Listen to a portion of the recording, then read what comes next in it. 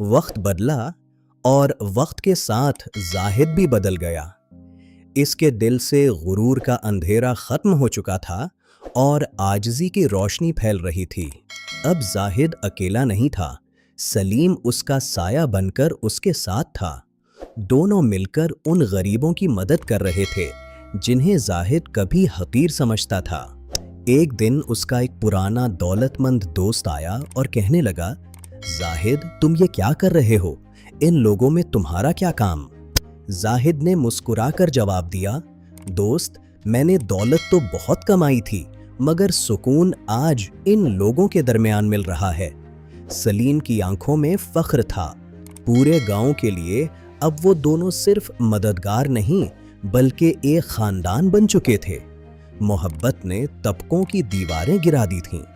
انسانیت کا اصل راستہ وہی ہے جو دوسروں کے کام آئے۔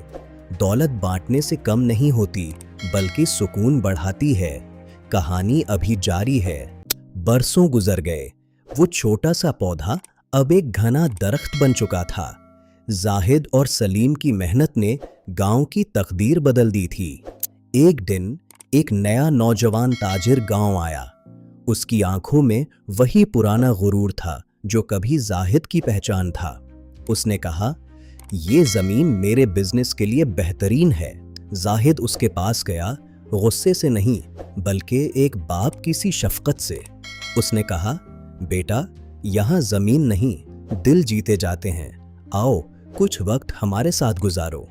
زاہد نے اسے اپنی کہانی سنائی، وہ طوفان، وہ جھونپڑا اور سلیم کی وہ آدھی روٹی۔ اس نے بتایا کہ اصل طاقت قبضے میں نہیں بلکہ عطا کرنے میں ہے۔ نوجوان کے دل میں جمی برف پگھلنے لگی۔ اسے احساس ہوا کہ جو سکون وہ دولت میں ڈھونڈ رہا تھا وہ یہاں محبت میں چھپا تھا۔ نیکی کا سفر کبھی ختم نہیں ہوتا۔ ایک چراغ سے دوسرا چراغ جلتا رہتا ہے اور عاجزی کی یہ روشنی ہمیشہ قائم رہتی ہے۔ یہی اصل کامیابی ہے۔ وقت کا پہیہ گھومتا رہا اور عمران اب اس مشن کا علم بردار بن چکا تھا۔ اسکول اب ایک بڑے کالج میں بدل چکا تھا جہاں سے علم کی روشنی دور دور تک پھیل رہی تھی۔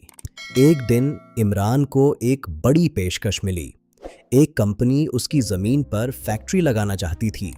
اسے دولت کا وہ انبار دکھایا گیا جس کا وہ کبھی خواب دیکھتا تھا، لیکن اسے زاہد کے وہ الفاظ یاد آئے، بیٹا سکون دوسروں کے کام آنے میں ہے، قبضے میں نہیں۔ اسے وہ آدھی روٹی کا سبق اب بھی یاد تھا۔ عمران نے دولت ٹھکرا دی۔ اس نے فیصلہ کیا کہ وہ اس مٹی اور ان لوگوں کا حق ادا کرے گا جنہوں نے اسے انسان بنایا۔ اس کے لیے انسانیت ہی اصل سرمایہ تھی۔ گاؤں اب صرف ایک جگہ نہیں بلکہ ایک مثال بن چکا تھا۔ سچی کامیابی وہی ہے جو نسلوں کی زندگی بدل دے۔ محبت اور عاجزی کی جیت ہو رہی تھی۔ نیکی کا چراغ کبھی نہیں بجھتا۔ غرور مٹ جاتا ہے مگر عاجزی ہمیشہ زندہ رہتی ہے۔ سفر جاری ہے کیونکہ نیکی کی کوئی انتہا نہیں۔ گھنے جنگل کے بیچ جہاں سورج کی روشنی بھی مشکل سے پہنچتی ہے، وہاں دو زندگیاں ٹکرانے والی تھیں۔ ایک غرور میں ڈوبی ہوئی، دوسری عاجزی میں ڈھلی۔ ایک تھا زاہد، دولت مند مگر مغرور، دوسرا تھا سلیم، غریب مگر دل کا امیر۔ زاہد نے کہا، یہ سب میرے پیسے کا ہے۔ سلیم نے جواب دیا، صاحب رزق اللہ دیتا ہے۔ پھر ایک طوفان نے سب بدل دیا۔ زاہد گھبرا گیا، ہمیں نکلنا ہوگا۔ سلیم نے کہا، پہلے پناہ ڈھونڈتے ہیں۔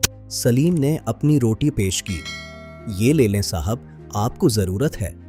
زاہد حیران رہ گیا، تم مجھے دے رہے ہو؟